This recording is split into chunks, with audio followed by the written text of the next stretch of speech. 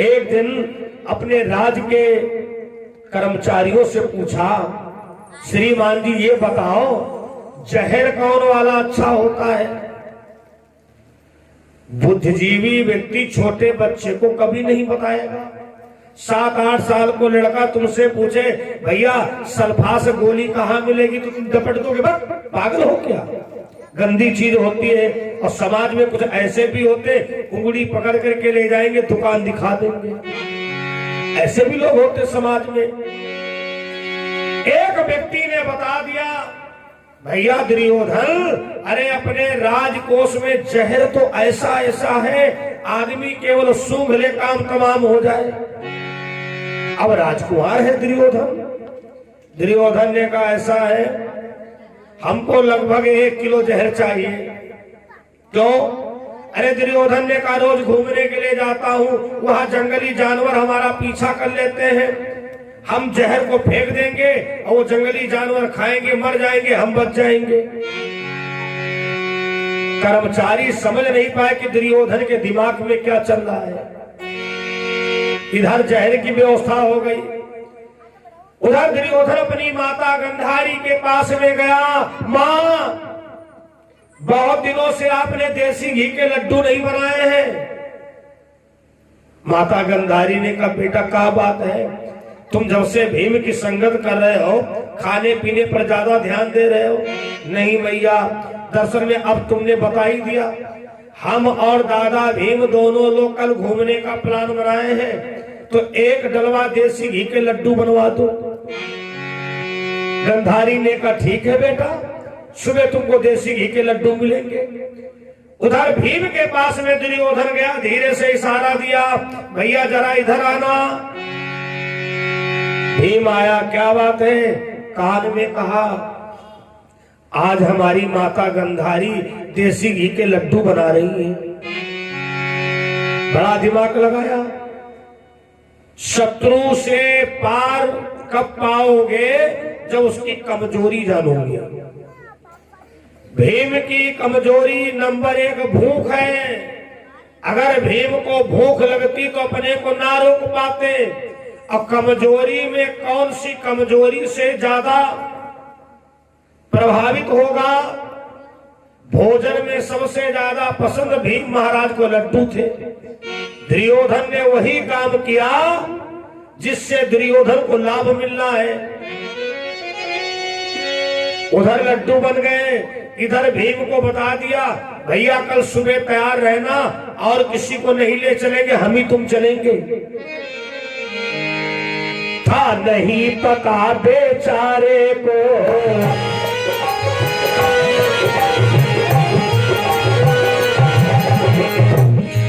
था नहीं पता बेचारे को, क्या घटना घटने वाली है।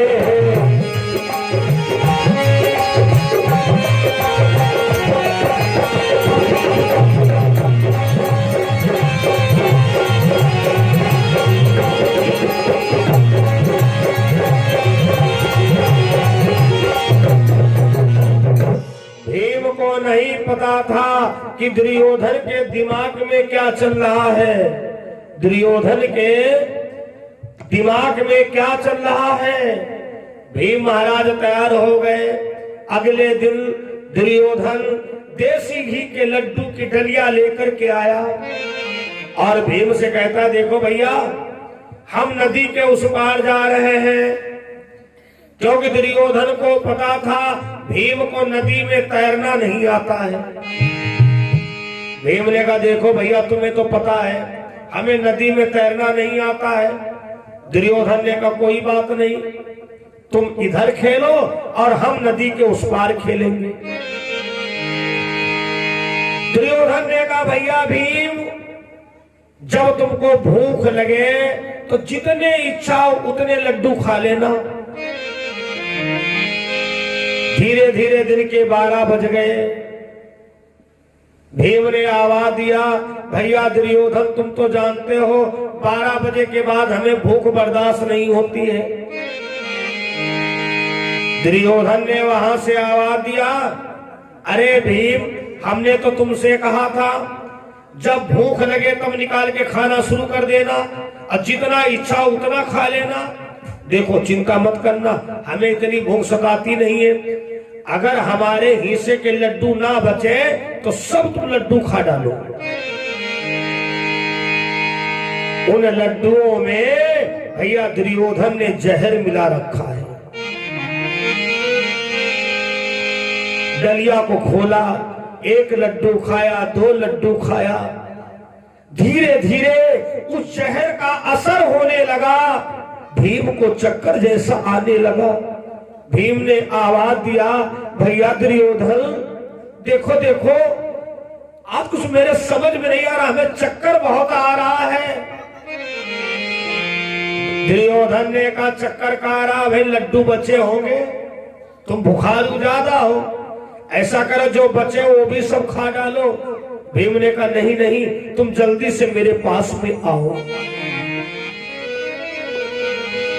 जब दुर्योधन आया तब तक भीम के पूरे शरीर में जहर व्याप चुका था। ऐसा लग रहा था कि अब प्राण निकले, अब प्राण निकले। भीम ने कहा भैया दुर्योधन हमारे कुछ समझ में नहीं आ रहा है, जब से मैंने लड्डू खाया है ऐसा लग रहा है कि लड्डू नहीं मैंने जहर खाया हो। दुर्योधन ने लंबी सांस भर के कहा भैया भीम सही बता रहे हो, इन लड्डुओं में हम जहर ही मिला के लाए थे। दरअसल में भीम मैं तुमको बहुत दिनों से देख रहा था कि जब देखो तब हमें उठा के पटक देते हो, जब देखो तब मेरा अपमान कर देते हो। इसलिए भैया तुम कुछ ही देर के मेहमान हो। अरे जहां जहर का नाम लिया, भीम ने चिल्ला करके कहा अगर कोई यहाँ पर सुन रहा हो तो हमारे चारों भैयाओं को बता दे जाकर कि दुर्योधन से सावधान रहेंगे। भैया भैया क्या किया तुमने, क्या तरस तुम्हें नहीं आया है। अरे दुर्योधन तू पागल हो गया, अरे तुझे तो खुश होना चाहिए था कि मेरे परिवार में एक ऐसा व्यक्ति है जो 1000 लोगों पर भारी पड़ेगा। दुर्योधन ने कहा देखो भैया मैं बिल्कुल नहीं पसंद करूंगा हस्तिनापुरी में हमसे कोई आगे बढ़ करके रहे,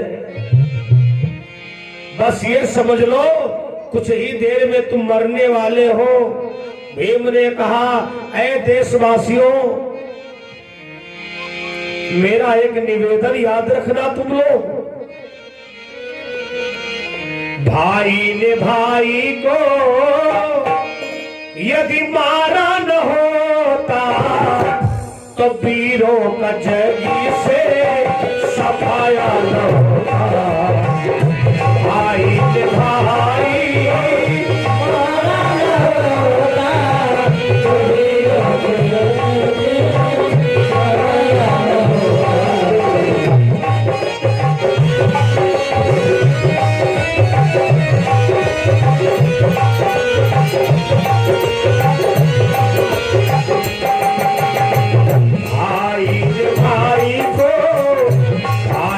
भाई को मारा न हो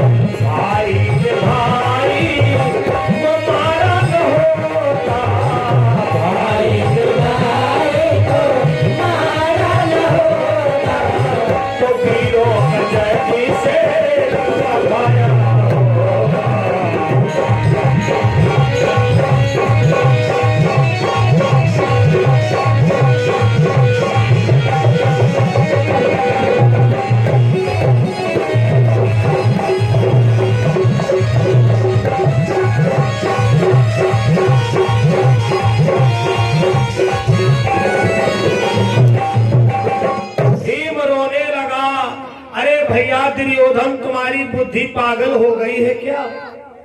समय आने पर शायद तुमको नहीं पता है, अगर हस्तिनापुरी के ऊपर कोई आंच आती तो अकेले भीम 1000 लोगों पर भैया भारी पड़ता।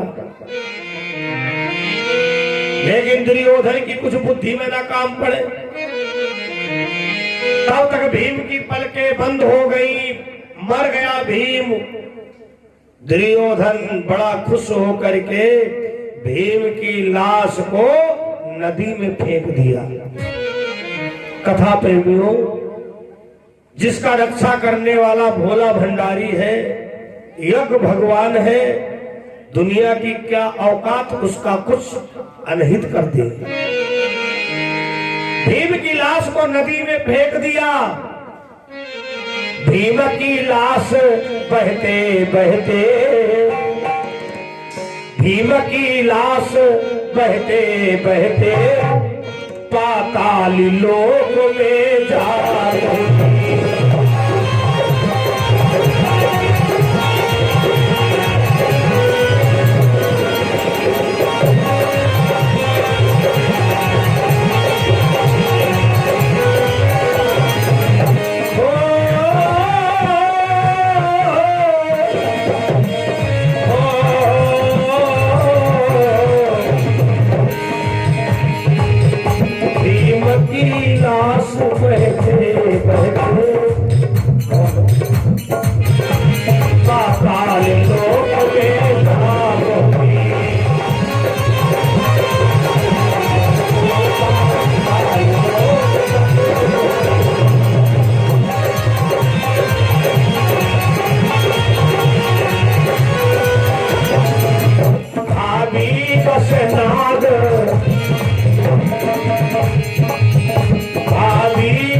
नाग सुताब संत पाताल लोक में जाओ।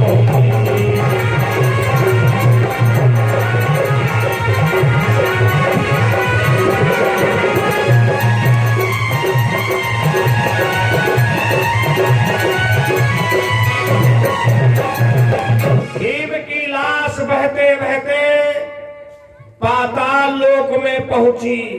इधर दुर्योधन बड़ा खुश हुआ और जब घर आया तो अपनी माता गंधारी से कहा, माता गुलगुला बनवाओ। गंधारी ने कहा क्यों? अरे पता नहीं क्यों माता, हमें बड़ी खुशी हो रही है, ऐसा करे गुलगुला बनाओ, मोहल्ला में बुलौआ करवाओ, ढोलक बजाओ। क्योंकि उसके दिमाग में तो ये चल रहा था, बहुत बड़ी समस्या हमारी हल हो गई है।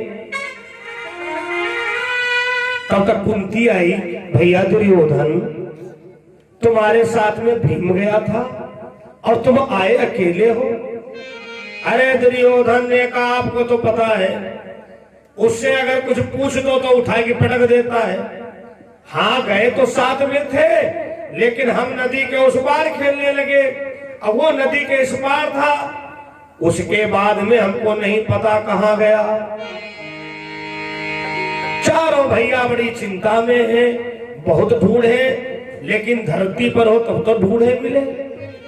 और उधर जैसे ही नागिन ने देखा, जैसे ही नागिन ने देखा, एक लाश इधर को आई है।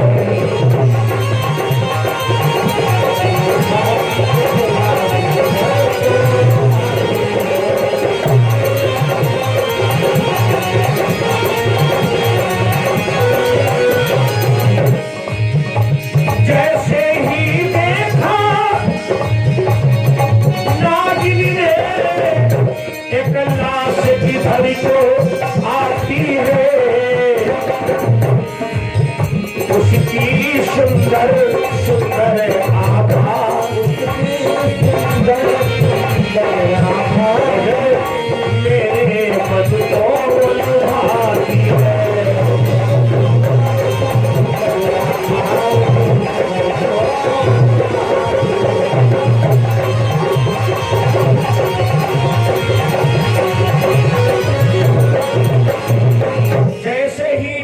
कन्या ने देखा, अरे वाह बहुत सुंदर लाश। अपने पिता के पास में गई, पिताजी क्या बात है बेटी, आप तो बड़ी पागल जैसी लग रही है। अरे पिताजी अपने पाताल लोक में एक मनुष्य की लाश आई है आज। अरे नागने का पागल, लड़की लाशें तो आए दिन आया करती हैं, कीड़ा मकोड़ा नोच खा डालेंगे। नहीं पिताजी वो बहुत सुंदर लाश है। अरे पागल हो गई लड़की का, अरे लाश तो लाश होती है चाहे जितनी सुंदर हो। उसने कहा पिताजी सही बताए, दिल की बात बताए, हम उसके साथ में शादी करूंगी। नागने का पागल हो क्या, अरे मरा हुआ है, मुर्दा है, अगर जिंदा होता तो बेटी में विचार भी करता। नागिन ने का पिता चाहे इसके साथ में हो चाहे और किसी के साथ में हो, तुम्हारी बेटी का विवाह एक लाश के ही साथ में होना है। नाग ने का बेटी अगर कोई गूढ़ बात है तो बताओ। नाग कन्या ने कहा हाँ पिताजी, हमसे जीवन में एक बहुत बड़ी गलती हो गई बाबा। आप तो जानते हो अपने नाग वंश के आराध्य भगवान शंकर हैं, महादेव। पिताजी उनकी पूजा करने के लिए रोजाना मैं जाया करती थी। एक दिन पिताजी जानते हो क्या हुआ, फुलवाड़ी में फूल नहीं फूले थे। हमने क्या किया, जो पिंडी पर फूल चढ़े हुए थे उनको धोकर और शंकर भगवान पर फिर चढ़ा दिया। नाग ने कहा क्या, हाय बेटी ये तो तुमने बहुत गलत किया। फिर क्या हुआ बेटी, नाग कन्या कहने लगी पिता भगवान भोले बाबा क्रोधित हो गए और उन्होंने मुझे श्राप दे दिया। नाग ने कहा बेटी क्या श्राप दिया,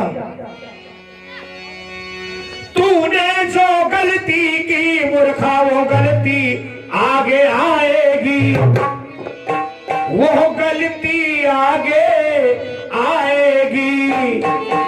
इन मुर्दा फूलों के बदले तू मुर्दा ही पति पाए।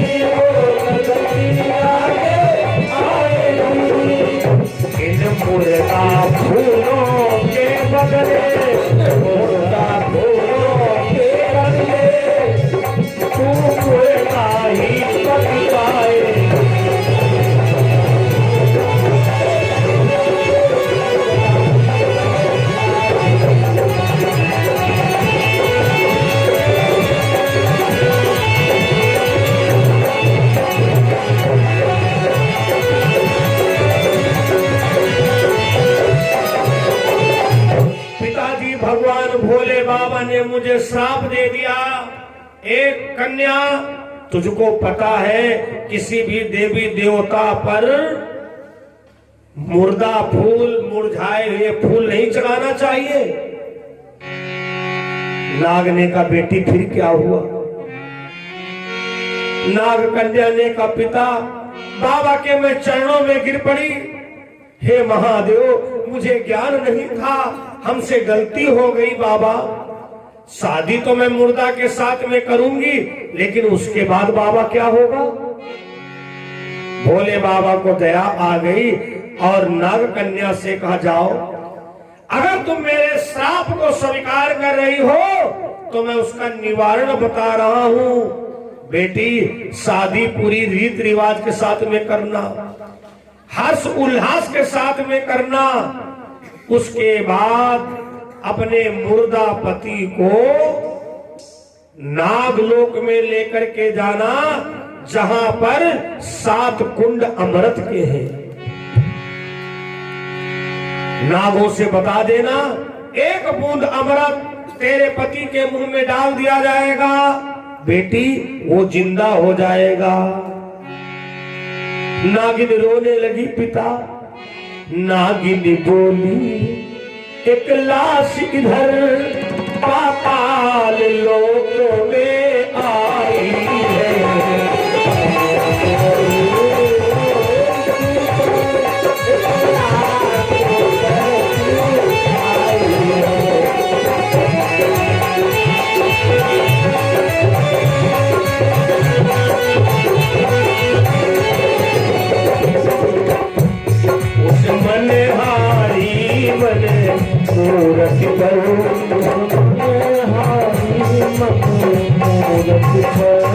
अपनी शुभ बुद्धि बिसराई है।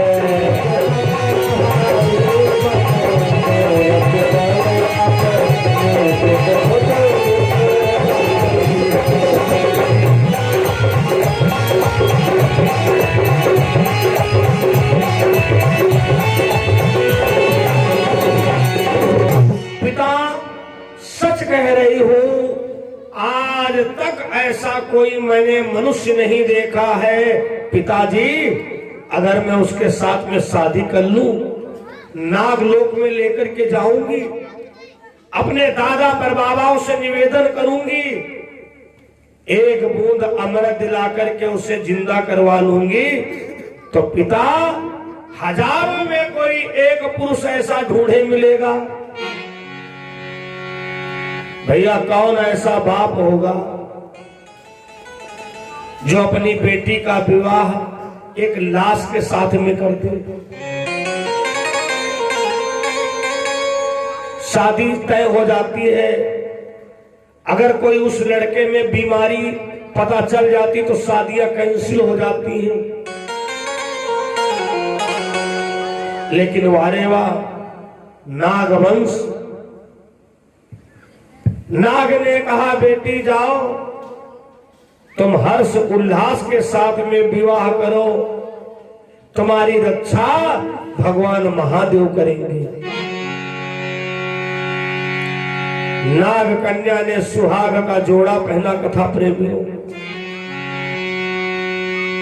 सुहाग का जोड़ा पहनकर आज जिस समय भीम की लाश को उठाया है तो तीनों लोकों में त्राही त्राही मच गई।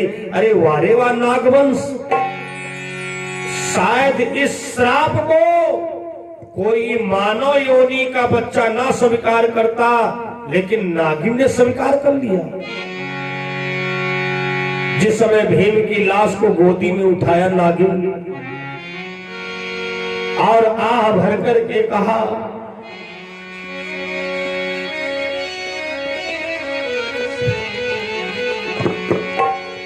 हे सूर्य देव, हे चंद्र देव, आकर के आप लोग देख ले, बाद में कहीं ये मत कहना एक कीड़ा मकोड़ा ने भगवान भोले बाबा के श्राप का निरादर कर दिया। हे सूर्य देव, धरती माता, तुम ही मेरे हमेरा ही हो।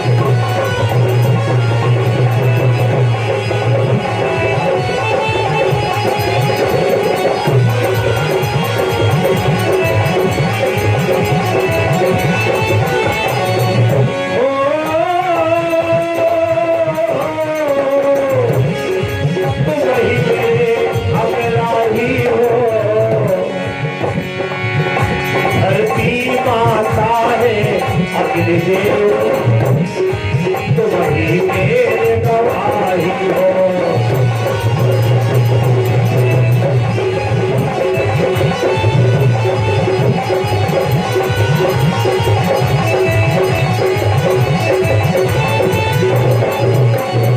हे धरती माता, हे सूर्यदेव, हे अग्निदेव, वरुण देव, सभी देवी देवताओं को साक्षी मानकर आज एक नाग कन्या भोले बाबा के श्राप को सिरोधार कर और विवाह करने जा रही है। भीम के साथ में भैया 7 फेरा लिए, मांग में सिंदूर लगाया, सुहाग का जोड़ा पहने हुए हैं और भीम मरे पड़े हैं। भीम को नहीं पता कि हमारी शादी भी हो गई। भीम की लाश को लेकर के नाग कन्या नागलोक में पहुंची। जैसे नागों ने देखा, अरे अरे ये तो अपने वंश की बेटी है। अरे लड़की, गोदी में किस मनुष्य को तू लिए है? क्या हो गया? ये कैसे मरा है? रो करके कहा, ऐ मेरे दादा बाबा भैया, किसी की मैं बेटी हूं, किसी की मैं बहन हूं और किसी की मैं पोती हूं। दरअसल में ये मनुष्य कहां का है हमें कुछ नहीं पता, इसका क्या नाम है हमें कुछ नहीं पता, लेकिन मनहारी मूर्ति पर हमने सब कुछ बलिहारा है।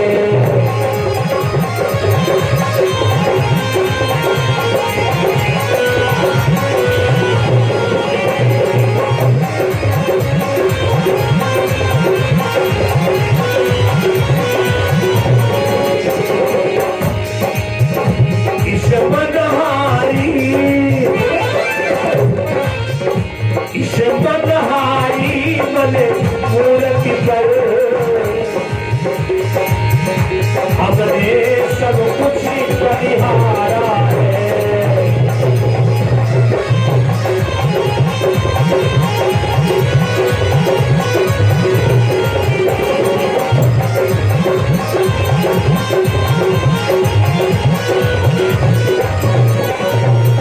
सुनो, ये कहाँ का है, कौन है, कुछ हमें नहीं पता है, लेकिन हमने इसके साथ में विवाह कर लिया।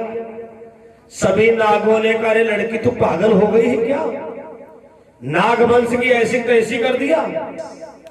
अरे किसी अच्छे नाम के साथ में विवाह करती या किसी जिंदा पुरुष के साथ में विवाह करती।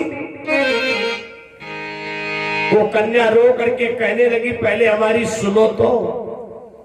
दरअसल में हमारा विवाह लाश के ही साथ में होना है, हमारी शादी जिंदा के साथ हो ही नहीं सकती है। नागों ने कहा, पागल हो गई तू लड़की, कहीं दिमागी डॉक्टर से जाकर के इलाज करवा ले। अरे क्या तेरे हाथ में लिखा हुआ है? नागन बोली है श्राप मुझे, नागन बोली है श्राप मुझे, लाश से विवाह ही होना है।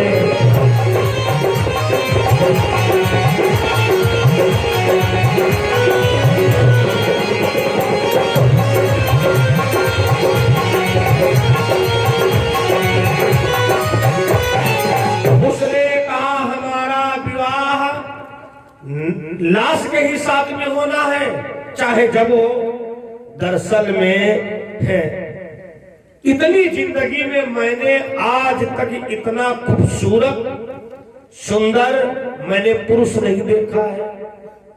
नागुने का ये तो बात सही, बढ़िया हट्टा कट्टा मोटा ताजा तंदुरुस्त है, रूपवान है, लेकिन पागल लड़की मरा हुआ है। नागिन ने कहा, अब और सुन लीजिए, हमको भगवान शंकर जी का श्राप लगा हुआ है, क्या आप लोग भोले बाबा के श्राप का निरादर कर सकते हो? नागों ने कहा, नहीं बेटी, अरे वो तो हम नाग वंश के आराध्य है बेटी। नागिन ने कहा, हमसे जिंदगी में एक बार गलती हो गई, बहुत बड़ी। मैं भगवान भोले बाबा के मंदिर में पूजन के लिए जाया करती थी, और हमने क्या किया, उस रोज शंकर भगवान को मुरझाए हुए फूल चढ़ा दिए, मतलब बासी फूल चढ़ा दिए। सारे नागों ने कहा, बेटी ये तो तुमने बहुत गलत किया, किसी देवी देवता को मुरझाया हुआ फूल बासी फूल अगर एक बार चढ़ चुका है, ऐसा मत सोचना कि धोके दोबारा चढ़ा दे। नागों ने कहा बेटी फिर क्या हुआ? नागिन ने वही बात बताई, तूने जो मूर्खा की गलती, वो गलती आगे आएगी।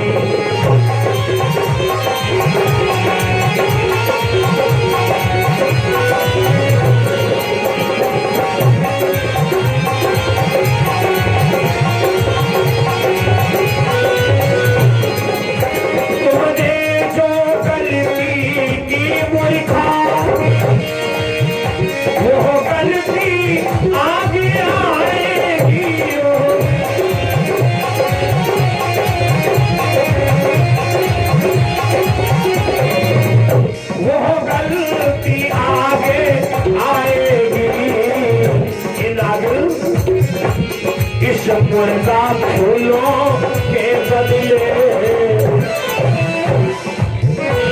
इन्हें मुर्दा फूलों के बदले तू मुर्दा ही बदलाएगी।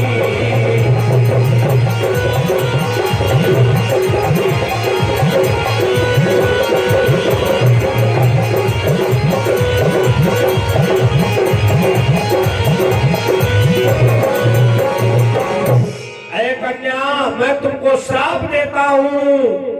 नागों ने कहा बेटी इसका मतलब है भगवान भोले बाबा ने तुमको श्राप दिया है कि तुम्हारा विवाह मुर्दा के साथ में होगा?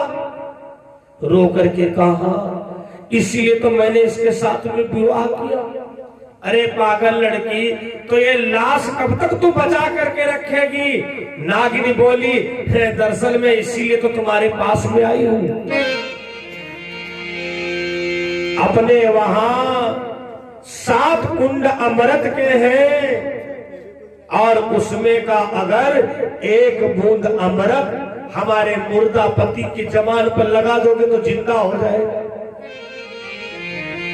नागों ने विचार किया भगवान भोले बाबा का श्राप है और उन्होंने ये भी कहा है कि बेटी तुम नागलोक में लेकर के जाना, वहां 7 कुंड अमृत के हैं, एक बूंद इसके मुंह में डलवा देना जिंदा हो जाएगा। कथा प्रेमियों, नागों ने एक बूंद अमृत भीम के मुंह में डलवाया, भीम जिंदा हो गए। वारे किस्मत, वही बात है ना, जिसका रक्षक दया निधान मारने वाला उसको कौन? जाको राखे भोले भंडारी मार सके ना कोई। भीम महाराज जिंदा हो गए। नागों ने कहा बेटी अब अपने पति को लेकर के जाओ, तुम्हारे पति को जिंदा कर दिया।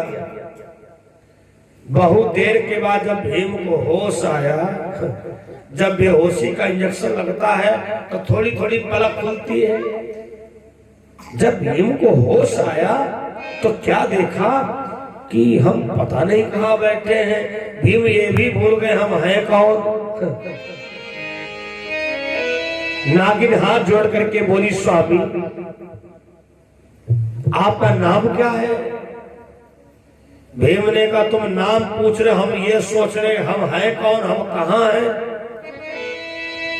नागिन ने कहा स्वामी मैं आपको थोड़ी याद दिला रही, हो सकता तुमको याद आ जाए। आपकी लाश बहते बहते पाताल लोक में आई थी, इस मनहारी मन मूर्ति पर मैंने सुधी बुद्धि बिसराई।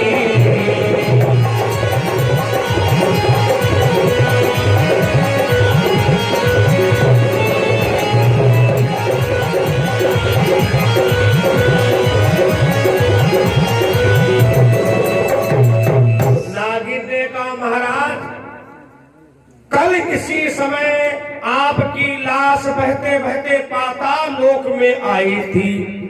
अब थोड़ा भीम को होश आया, हाँ देवी याद आ गया, हमारा नाम भीम है, हमारे 4 भैया और हैं, हम हस्तिनापुरी के रहने वाले हैं। नागिन ने कहा स्वामी क्या तुमको और कुछ याद है कि आप मरे कैसे? रो करके भीम कहने लगा, हे देवी, हमारा भैया दुर्योधन है, हमारी बहादुरी और मेरी वीरता से अंदर अंदर वो जल रहा था, हमें कुछ पता नहीं था। क्या बतलाऊं नागिन तुमसे, अपनों से धोखा खाया है।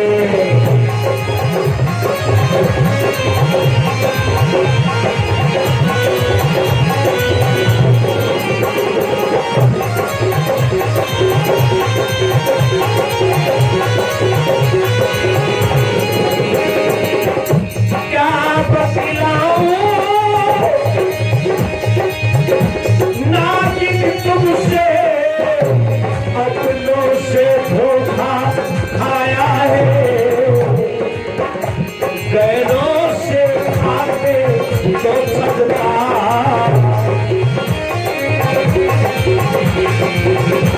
अपनों से ही धोखा खाया है।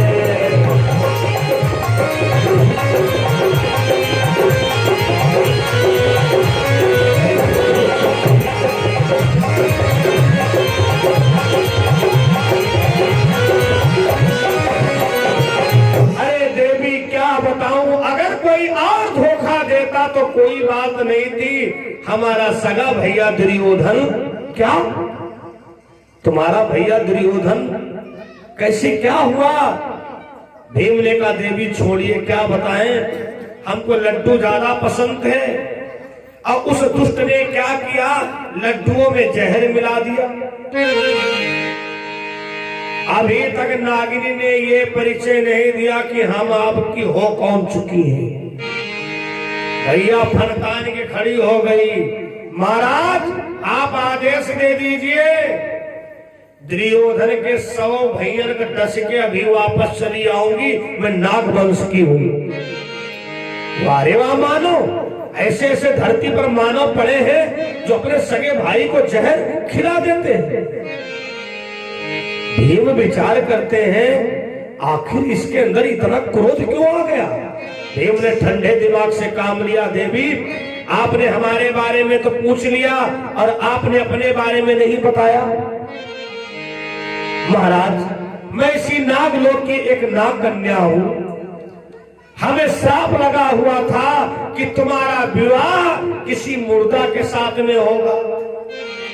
जब मैंने तुम्हारी लाश पाताल लोक में देखी तो मैंने सोचा बाबा का श्राप भी पूरा हो जाएगा और आपके जैसा पुरुष कोई ढूंढे नहीं मिलेगा। भीम ने कहा, मतलब? नागिनी बोली है, प्राणनाथ सब कुछ अपना बलिहारी हो।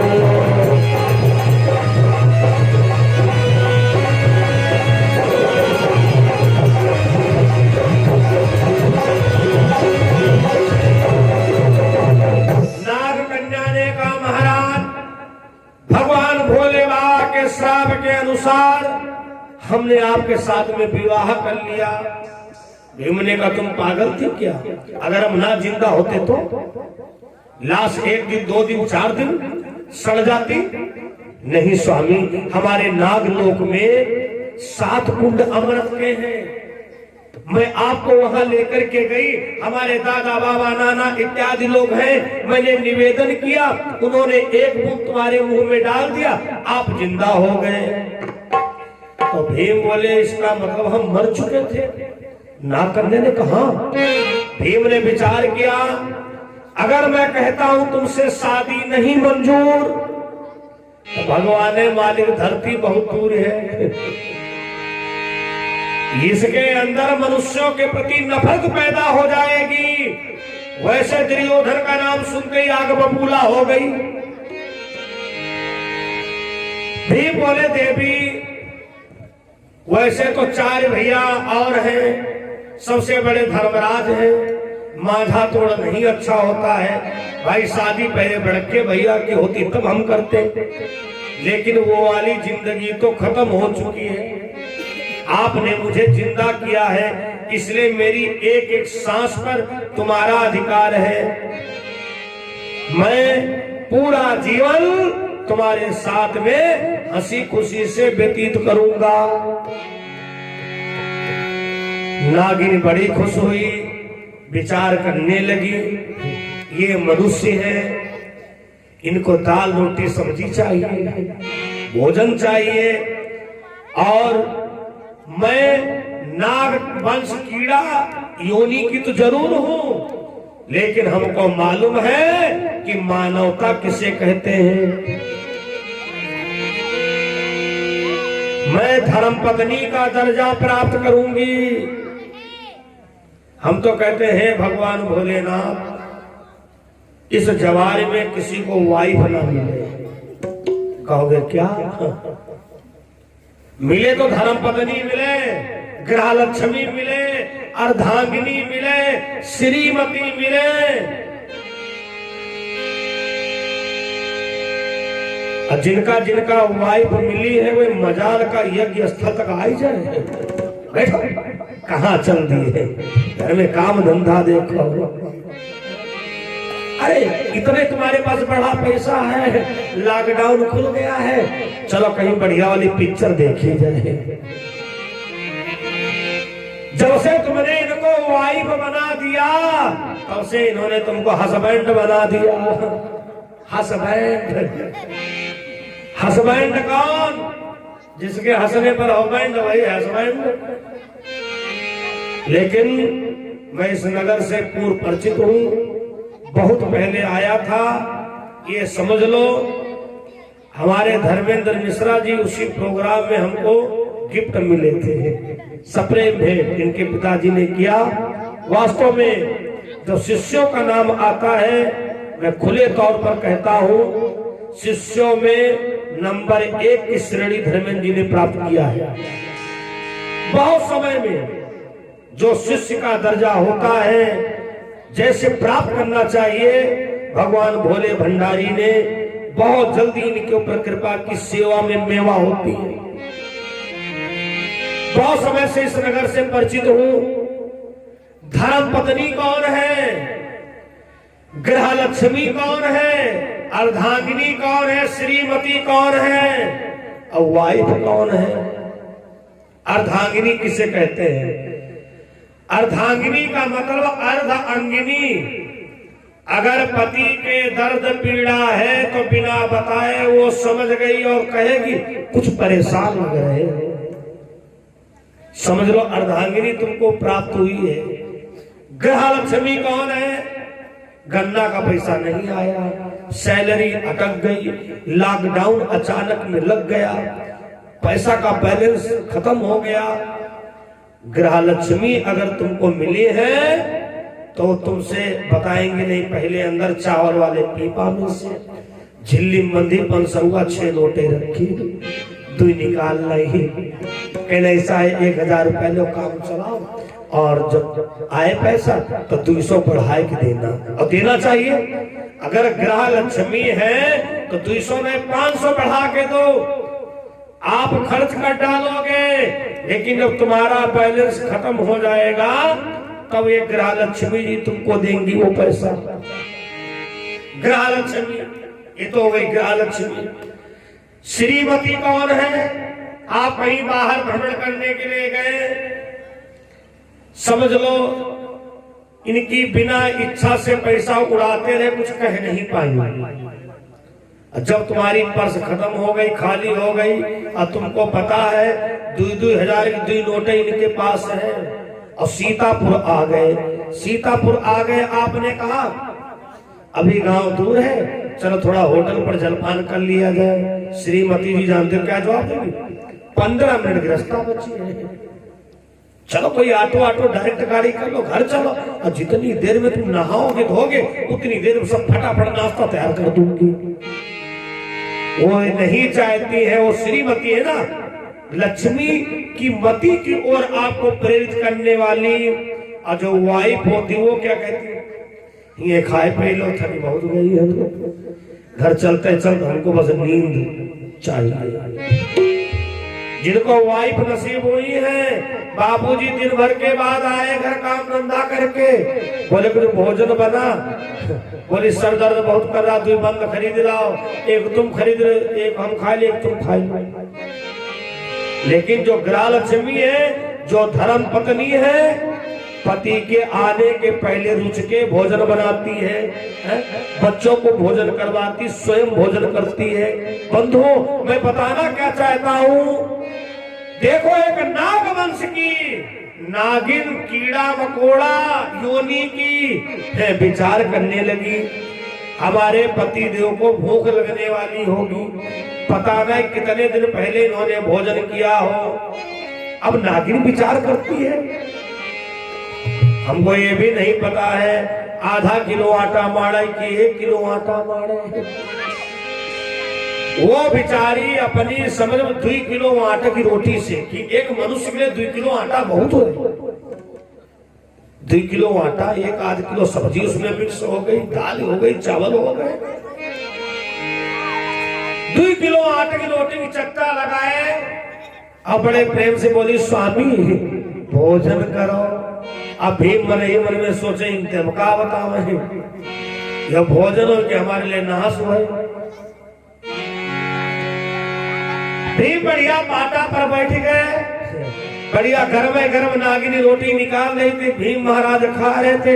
एक बात बताएं, माताएं बड़ी होशियार होती है। पहले के समय में रसोइया अगर आंगन में होती थी तो आसपास दिवलिया उठाई दी जाती थी, आजकल उसका नाम किचन हो गया है। इसलिए उठा दी जाती थी कि भोजन करने वाले की नजर बटुइया पर ना पड़े, कुकर पर ना पड़े। जो समंदार माताएं हुआ करती थी, दाल सब्जी भले कम पड़ गई हो लेकिन चमचा खन्न ना बोले। हाँ, खन्न बोल गया तो खाने वाला सब व्यक्ति समझ जाता था कि दाल कम पड़ी गई है। अब कोई पक्का वाला बेशरम पाले पड़ गया तो कहेगा 2 चमचा सा दाल हो जाओ। अंदर से आवाज का बताए पता नहीं था, मुसुंडी जी महाराज तुम आए रहे, थोड़ी दाली बनाई थी। तो इसीलिए इन माताओं के लिए बड़ी शिक्षाप्रद बातें हैं। कभी भोजन परोसो, ये नहीं चावल परोस रही है, करछुल खन्न खन्न बोल रही है, खाने वाला समझ गया चावल कम पड़ गए। अगर शुक्र शनिचर जैसे मेहमान आए गए तब 3 बार फिर मांगा, अच्छा थोड़ा चावल और ले आओ, तो अंत में आखिर में यही कहोगे का बताएं चावल तो खत्म हो गए। भीम महाराज भोजन कर रहे थे, जब नागिन ने देखा आखिरी रोटी खा रहे हैं, नागिन ने जो परथर बचा था उसको भी फटाफट सान के और रोटी सेक के दे दी। भीम समझ गए कि अब रसोई में है कुछ नहीं। नागिन ने हाथ जोड़ करके कहा स्वामी क्षमा करना, हमको ज्ञान नहीं है, हमको पता नहीं था, अब जो अगले समय भोजन करोगे पेट भर के खिलाऊंगी। आए शाम को 5 किलो आटे की रोटी बनाई, भीम 5 किलो रोटी साफ करी गए। आए नागिन सोचे हमको तो बड़ा पाप लग रहा है, कैसा सिंदूर कैसी बिंदिया से कहाँ का साथ,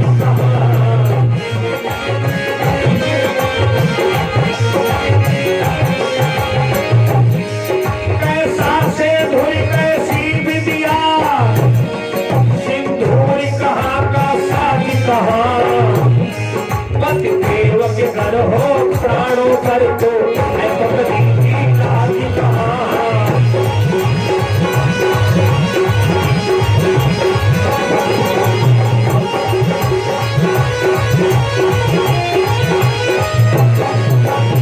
कैसा सिंदूर कैसी बिंदिया, सिंदूर कहाँ का साज कहाँ, पति देव के घर हो प्राणों पर तो है पत्नी की लाज कहाँ।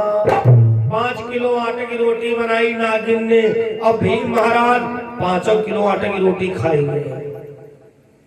नागिन ने सोचा कल सुबह मैं 10 किलो आटे की रोटी बनाऊंगी, अगर तब भी भूखे रह गए तो मैं अपने पिता के पास में जाऊंगी।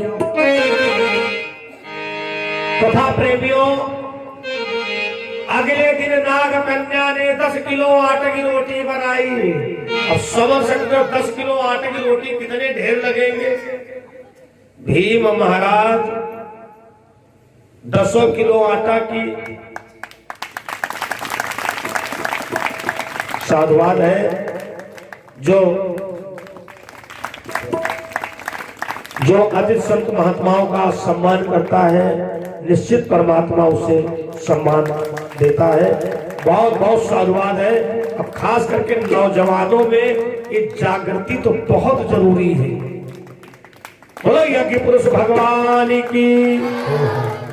हाँ बंधु, मजबूर हम ये हैं कि समय की परिधि में बंधे हुए हैं और ज्यादा पहले से इस प्रोग्राम की तैयारी नहीं थी। आप सब जानते हो हमारे धर्मेंद्र जी ने आग्रह किया कि नहीं गुरुदेव, आज की तारीख में आना है।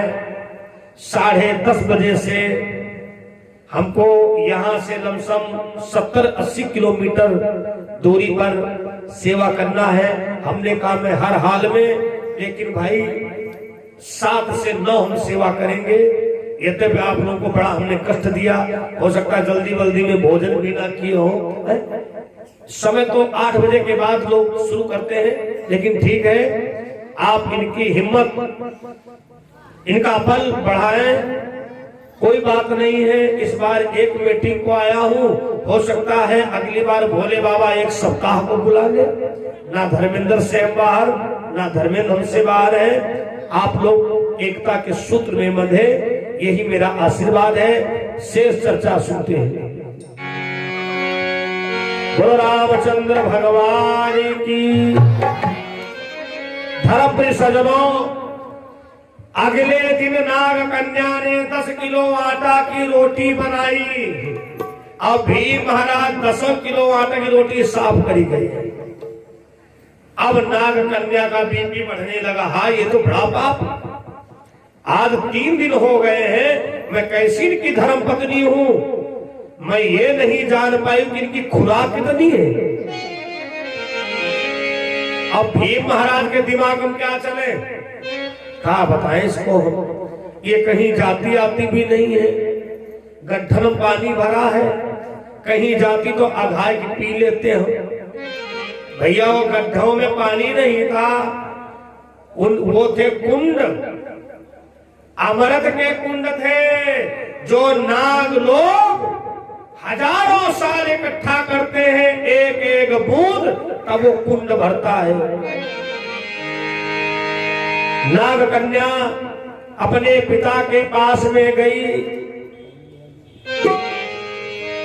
अपने पिता के पास में गई, कहा पिता एक बात बताओ, मनुष्य की खुराक कितनी होती है।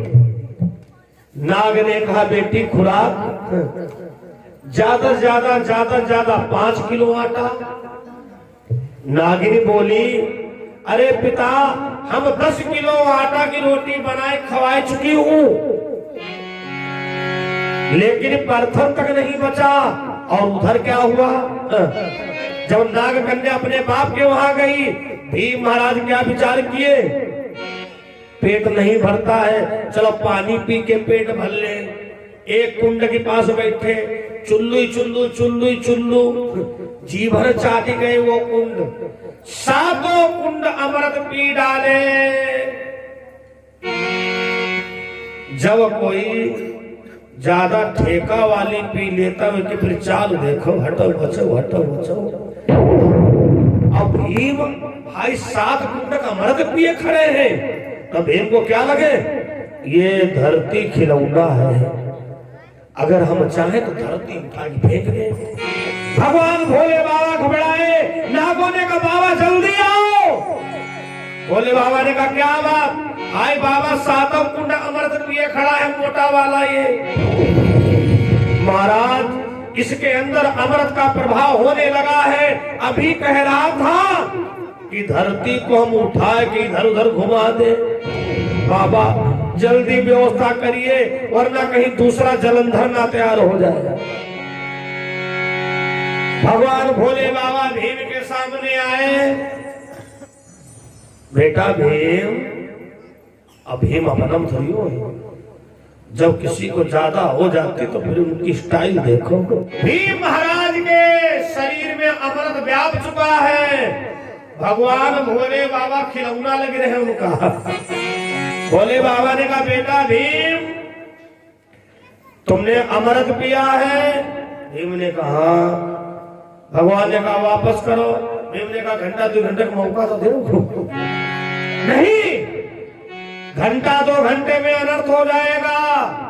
भीम ने कहा जात होगी उठाएगी पटक दे तुम कहा। अरे देवताओं ने कहा बाबा जल्दी करो, अब इसके शरीर में अमृत व्याप्त हो गया है, अभी कुछ ही शरीर बाकी है। क्रोधित होकर शंभु ने उदर चीर तत्काल।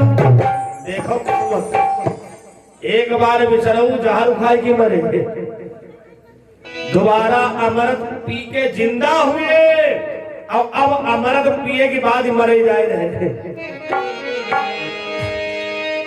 क्रोधित होकर शंभु ने उदर चीर तत्काल, अमृत कर दिया भीम को, अमृत लिया निकाल।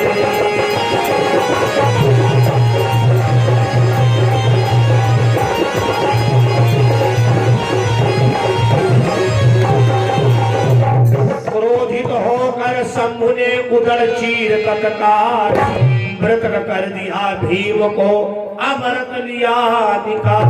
भोले बाबा ने मार दिया त्रिशूल उदर में, भीम मूर्छित हो गए, अमृत कुंडों में भर गया।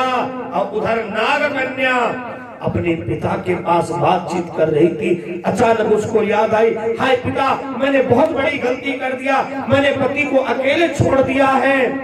उनको नागलोक के बारे में पिता कोई ज्ञान नहीं है।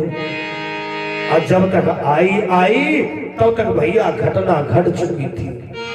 भीम मरे पड़े हैं, भोले बाबा के हाथ में त्रिशूल, नाग कन्या चरणों में गिर पड़ी। बाबा आज क्या गलती हुई जो कि आपने हमें विधवा बना दिया?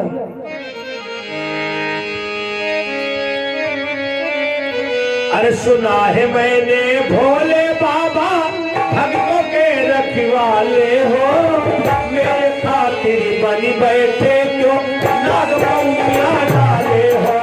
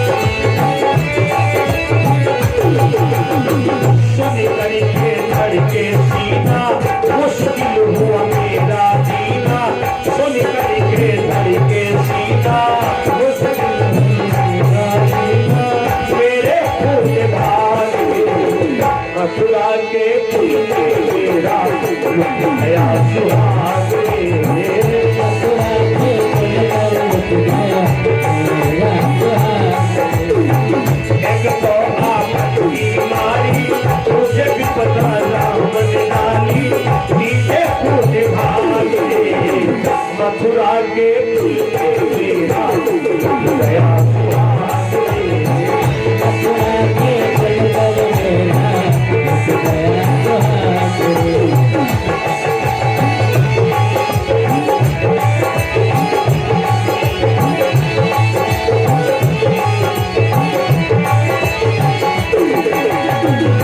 तुम्हारे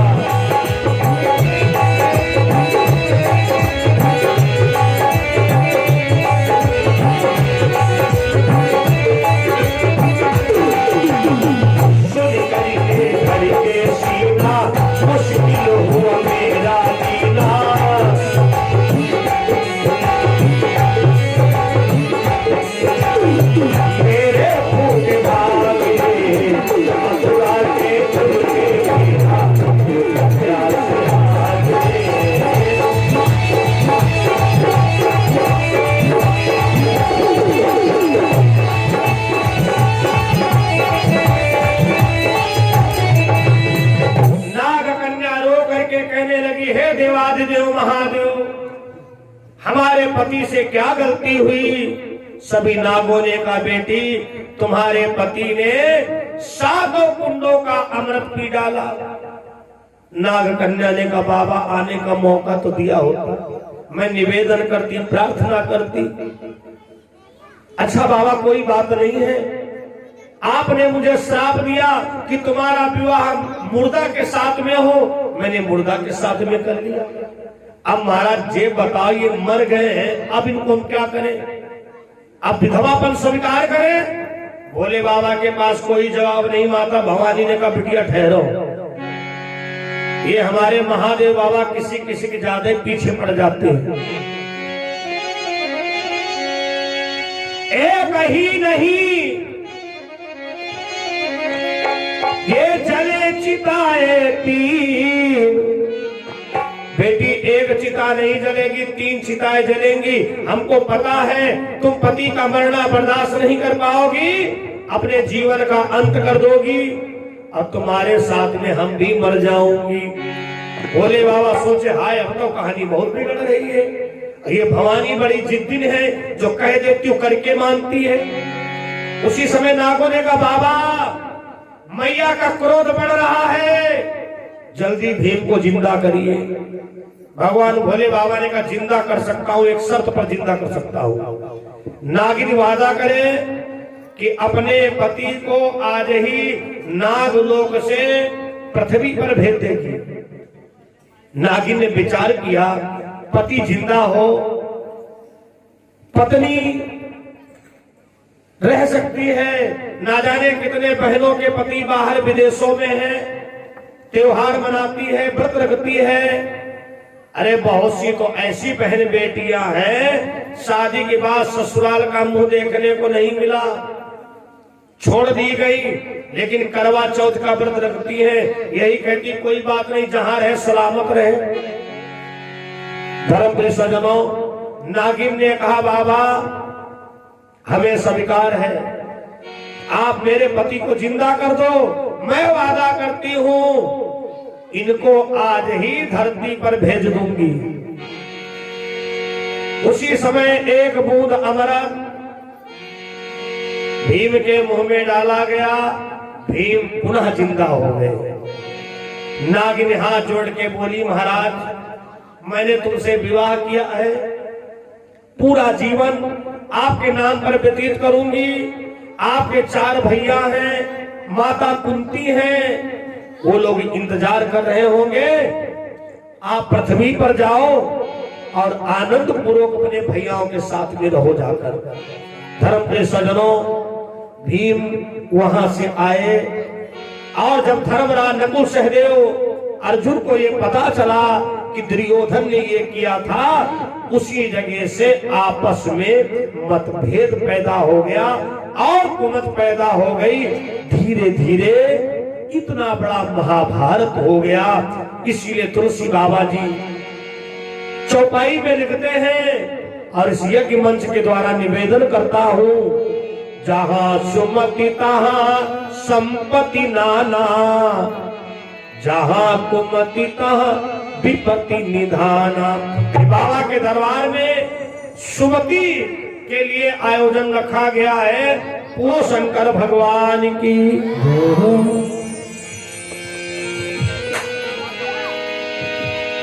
कल रात बाबा का हमें ईमेल आया है, कल रात बाबा का हमें ईमेल आया है, कल रात भोले का हमें ईमेल आया है, कल रात भोले का हमें ईमेल आया है। बाबा ने मुझको, भोला ने मुझको फेसबुक पे बुलाया है, कल रात